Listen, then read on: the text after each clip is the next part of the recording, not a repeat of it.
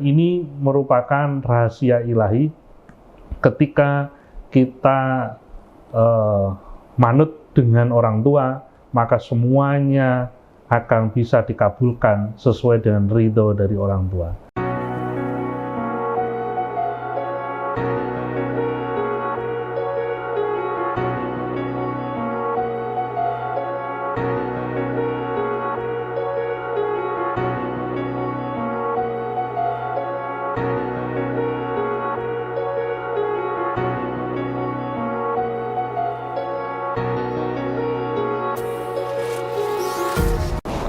Assalamualaikum warahmatullahi wabarakatuh. Perkenalkan, nama saya Sunan Fanani. Saya merupakan anak ke-5 dari 8 bersaudara. Saya berasal dari Surabaya dan alhamdulillah hari ini saya mendapatkan keberkahan dari Allah Subhanahu wa taala, yakni sebagai salah satu staf pengajar di Fakultas Ekonomi dan Bisnis di Universitas Airlangga, Surabaya.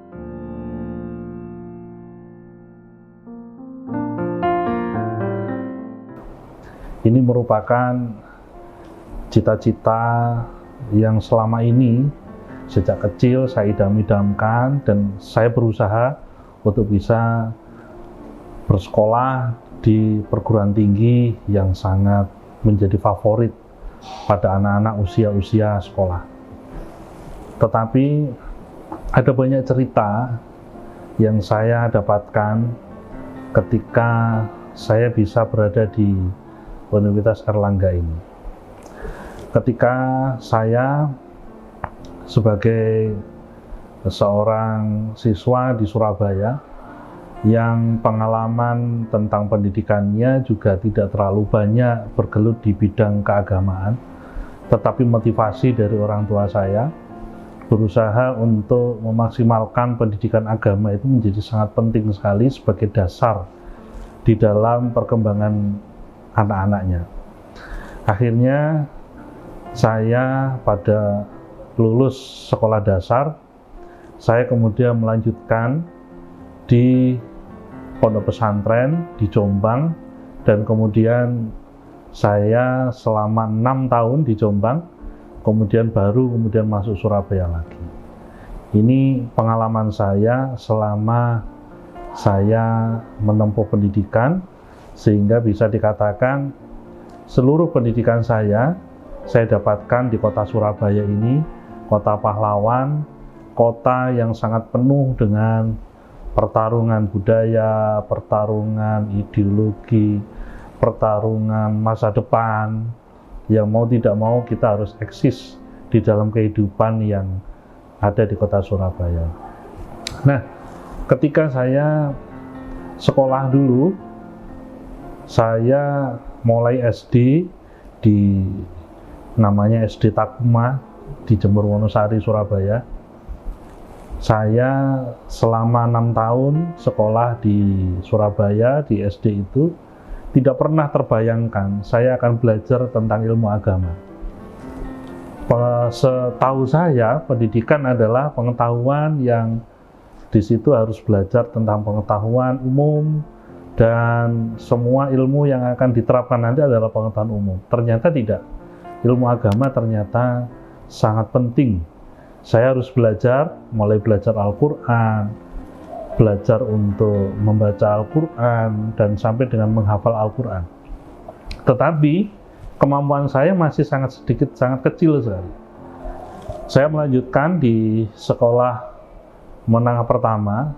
Sebetulnya saya berharap dapat sekolah di sekolah SMP negeri di Surabaya, tetapi apa kata orang tua, karena sejak usia kelas 3 SD saya sudah tidak punya bapak, dan otomatis semua aktivitas menjadi kepala rumah tangga adalah sang ibu. Dan saya meminta petunjuk kepada ibu. Jawaban ibu adalah saya tidak boleh sekolah di Surabaya, tetapi harus melanjutkan di pondok pesantren. Lalu saya kemudian sekolah di Jombang. Di Jombang saya sekolah di namanya Pondok Pesantren Mambaul Ma'arif, dan saya ada di pesantren tersebut. Saya sekolah Madrasah Sanawiyah. Kemudian saya juga belajar di asrama namanya Asrama Pelajar Islam Al-Arifin di Denanyar Jombang juga. Sebetulnya pada awal-awalnya saya diterima di sekolah negeri, SMP negeri di Jombang, dan itu yang mendaftarkan adalah kiai saya. Nah, tetapi karena orang tua berpikir bahwa mondok itu adalah harus sekolah di sekolah madrasah, maka mau tidak mau saya tidak jadi sekolah di SMP, saya harus sekolah di Madrasah Sanawiyah. Lanjut, kemudian saya melanjutkan lagi Sanawiyah, lulus, berikutnya melanjutkan ke jenjang SLTA. Saya sebenarnya juga diterima di SMA negeri di Jombang, tetapi tidak diizinkan oleh sang ibu untuk mengambil jurusan di sekolah di sekolah umum, tetapi harus kembali lagi ke madrasah. Pada waktu itu penjurusan di kelas 1 masih belum ada, baru sampai nanti di jurusan di kelas 2 aliyah. Saya ingin mengambil jurusan IPA. Jurusan IPA atau disebut dengan jurusan biologi pada waktu itu. Tetapi sang ibu tidak mengizinkan kepada saya untuk mengambil jurusan tersebut, tetapi harus mengambil jurusan yang disebut dengan jurusan keagamaan. Akhirnya saya mengambil jurusan itu dengan berat hati sebenarnya, tetapi mau tidak mau karena sang ibu mengharapkan saya harus ada di jurusan keagamaan, saya mengambil jurusan tersebut. Setelah saya menjelang lulus di aliyah, ada harapan besar saya untuk bisa melanjutkan sekolah di perguruan tinggi umum, seperti yang menjadi cita-cita saya dari awal. Saya diterima di Malang melalui jalur waktu itu PMDK, tetapi sekali lagi karena restu orang tua itu sangat penting, ibu saya meminta saya untuk kembali lagi ke Surabaya. Tidak ada izin untuk kuliah di Malang. Kuliahlah saya di Surabaya, saya daftar, ikut perguruan tinggi, daftar di perguruan tinggi negeri di Surabaya. Saya daftar tanpa izin orang tua, terus terang saya tidak izin orang tua, saya langsung daftar. Tetapi sekali lagi, setelah ibu saya tahu bahwa saya sekolah diterima di perguruan tinggi umum, saya tidak direstui dan saya harus kembali lagi ke mencari jurusan di madrasah lagi. Akhirnya saya mendaftar di IAIN Sunan Ampel tahun 95. Akhirnya saya diterima di Fakultas Tarbiyah di jurusan Pendidikan Agama Islam. Harapan saya sebenarnya tidak patah di semangat ini, tetapi saya berharap bahwa ada sesuatu yang harus kami dapatkan selama kami belajar. Yang paling penting apa? Yang paling penting adalah ridallah fi ridal walidain wa suhtullah fi suhtil walidain. Di mana ridha Allah kita akan mendapatkan ketika orang tua kita juga memberikan ridho, dan ketika kita tidak mendapatkan ridho dari orang tua, maka Allah pun juga tidak akan ridho. Di balik usaha yang saya lakukan, pada akhirnya saya lulus tahun 2000 dari IAIN Sunan Ampel, dan alhamdulillah lulus wisuda pada bulan Juni. Saya kemudian mendaftarkan diri untuk bekerja menjadi dosen, diterima di UNER, di Undes Erlangga tahun 2000 juga pada bulan September. Dan ini merupakan rahasia ilahi. Ketika kita manut dengan orang tua, maka semuanya akan bisa dikabulkan sesuai dengan ridho dari orang tua. Maka ketika cita-cita saya ingin kuliah di perguruan tinggi umum, tetapi sekarang saya malah lebih dari itu. Saya bukannya kuliah di perguruan tinggi umum, tetapi saya mendapatkan tugas untuk mengajar di perguruan tinggi umum seperti Universitas Erlangga ini.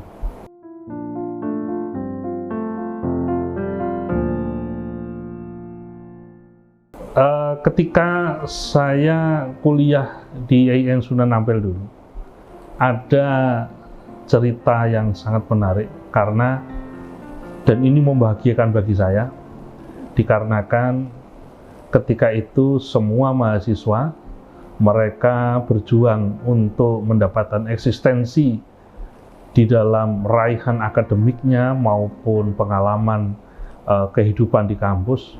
Pada akhirnya saya juga ingin seperti mereka-mereka. Nah, nilai bagus, prestasi bagus, tetapi tidak sama dengan apa yang saya bayangkan, yaitu saya seharusnya dengan IPK yang sangat tinggi, apa yang menjadi harapan saya ternyata tidak semudah itu. Semua prestasi yang saya dapatkan dicoret oleh mereka yang berkuasa, yaitu pimpinan-pimpinan di perguruan tinggi. Kenapa? Karena saya adalah salah satu mahasiswa yang sedang mencari eksistensi pengalaman di luar jalur akademik. Maka dari itu, saya tidak berhak mendapatkan status sebagai mahasiswa yang mendapatkan beasiswa. Tetapi bukan sebuah, sekali lagi bukan patah semangat saya mencari pengalaman ini.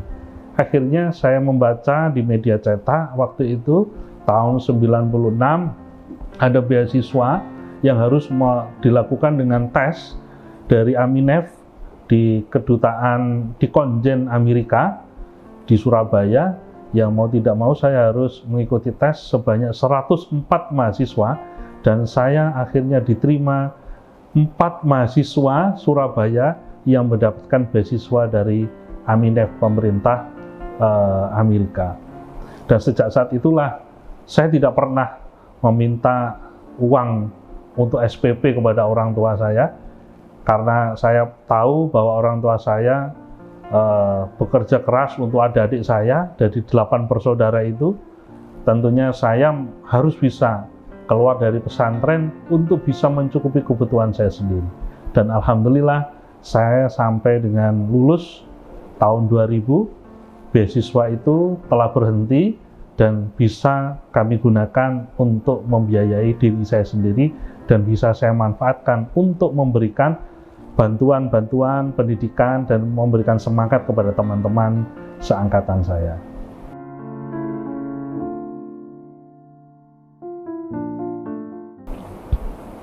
Nah, selanjutnya ada cerita menarik lagi ketika saya awal-awal mengajar di Universitas Airlangga tahun 2000. Pada asalnya saya mendapatkan tugas, karena sesuai dengan jurusan saya bertugas untuk mengajar mata kuliah pendidikan karakter agama, dan saya mendapatkan tugas mengajar mata kuliah agama Islam. Nah, sampai dengan tahun 2004 saya banyak bergaul dengan semua para peneliti-peneliti, para ilmuwan-ilmuwan, para kolega-kolega, para teman-teman sejawat yang ada di Universitas Airlangga. Akhirnya saya banyak berdiskusi dengan banyak orang tentang perkembangan ekonomi Islam, yang saya mengatakan bahwa ini bukan sesuatu hal yang baru di dalam dunia Islam, tetapi sesuatu yang sudah sering dikaji di kalangan pesantren. Dan di perguruan tinggi umum, hal ini adalah sebuah hal yang baru.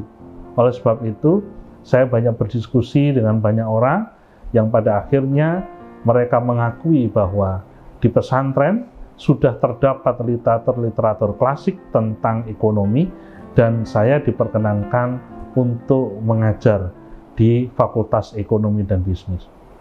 Nah, dari situlah pengalaman saya mulai bergejolak, ketika di dalam cara berpikir saya pada awalnya adalah sebagai calon guru agama atau hanya sebagai guru agama saja, tetapi saya harus menambahkan kemampuan berpikir saya, yaitu keilmuan-keilmuan di bidang ilmu ekonomi. Saya harus mendapatkan tugas dari para senior-senior saya di Fakultas Ekonomi. Saya kemudian melakukan diskusi dan kajian secara intensif dengan para profesor, para guru besar, dan akhirnya saya belajar tentang ilmu ekonomi itu. Apakah semudah itu? Ternyata tidak. 2 tahun saya harus mencari sebuah koneksi berpikir saya antara ilmu agama dengan ilmu ekonomi. Disitulah terjadi berkecamuk yang namanya pola berpikir saya, yang akhirnya saya tata dengan baik dan alhamdulillah mendapatkan solusi. Tentunya semua hal yang harus kita lakukan untuk kemudahan adalah menerima dengan sepenuhnya apa yang menjadi nikmat yang diberikan Allah kepada kita. Baru kemudian kita akan bisa mensyukuri nikmat itu. Nah, akhirnya saya mendapatkan tugas di Fakultas Ekonomi dan Bisnis, itu mengajar mata kuliah yang berhubungan dengan ekonomi Islam, terutama spesifik pada perkembangan model-model keuangan Islam yang saat ini menjadi tantangan global tersebut.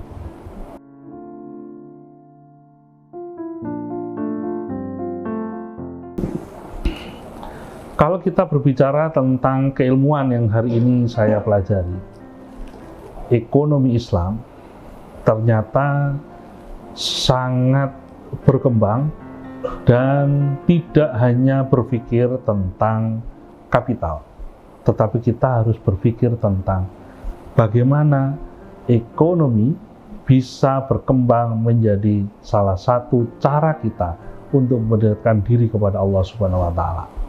Nah, disinilah ada istilah di dalam ekonomi Islam yang disebut dengan filantropi Islam, yaitu pengembangan sosial ekonomi Islam yang didasarkan kepada zakat, sedekah, infak, dan wakaf. Yang semuanya ini adalah sudah banyak berkembang di kalangan kita, di pesantren, di kalangan umat Islam, tetapi masih belum teroptimalkan dengan baik.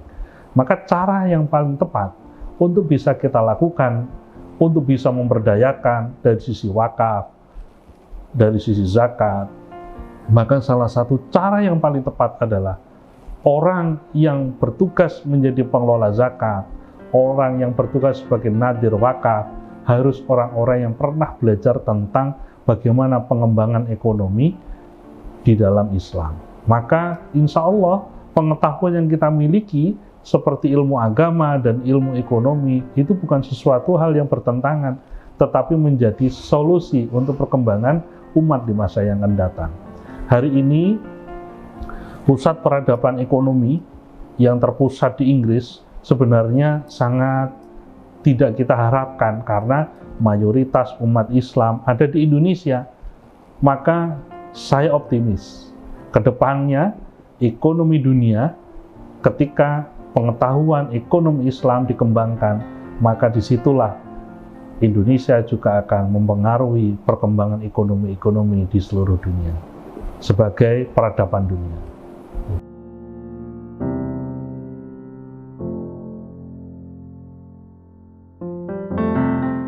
Ketika kita hari ini berhadapan dengan era milenial, maka kita harus tahu siapa kawan, siapa lawan, siapa orang-orang yang akan menjadi bagian dari pendukung dari potensi maupun pengalaman kita. Maka yang pertama harus kita lakukan adalah kaum muda harus memperbanyak sinergi, membangun silaturahim, membangun jejaring dengan siapapun. Karena di balik silaturahim itu terdapat sebuah hakikatnya adalah ada kebarokahan yang bisa diberikan oleh Allah kepada kita setelah kita memiliki jejaring yang begitu banyak. Maka Rasulullah sangat benar sekali ketika Rasulullah mengatakan silaturahim itu akan mempermudah rezeki. Yang kedua, tidak ada sinergi, tapi kita harus berpikir inovatif dan kreatif. Kita tidak boleh sebagai anak muda hanya berpikir karena sudah ada sudah dipakai orang lain, sudah dimunculkan orang lain, bukan berarti kita tidak punya kesempatan. Cara yang paling mudah adalah ATM. Atasi, amati, kita tiru, kita modifikasi. Yang paling mudah dilakukan. Tetapi selanjutnya jangan sampai terlena dengan gaya ATM tersebut. Maka kita harus memberikan value terhadap apa yang telah kita temukan. Maka disitulah ada perbedaan apa yang telah kita lakukan dengan yang dilakukan oleh orang lain. Kreativitas yang kita temukan dengan kreativitas orang lain. Yang ketiga yang harus kita lakukan bagi kalangan milenial adalah kita harus menciptakan sebuah evaluasi terhadap apa yang sudah kita lakukan, dan kita tidak boleh anti kritik. Semua yang telah mengkritik kepada kita jadikan sebagai potensi untuk memperbaiki diri kita. Yang terakhir, sebagai kalangan milenial, anak-anak muda saat ini harus berani untuk membangun komunikasi dengan semua lapisan masyarakat. Public opini harus dibuat. Maka ketika kita sudah menguasai mayoritas dan menjadi viral, maka semua orang akan tahu siapa kita dan siapa mereka. Maka disinilah perjuangan anak muda akan bisa berbeda dengan yang lain dan pasti akan bermanfaat bagi semua orang. Terima kasih. Saya Sunan Fanani. Mohon maaf jika ada hal yang kurang berkenan kepada para pemirsa. Wal afu minkum wallahu muwaffiq ila thoriq. Assalamualaikum warahmatullahi wabarakatuh.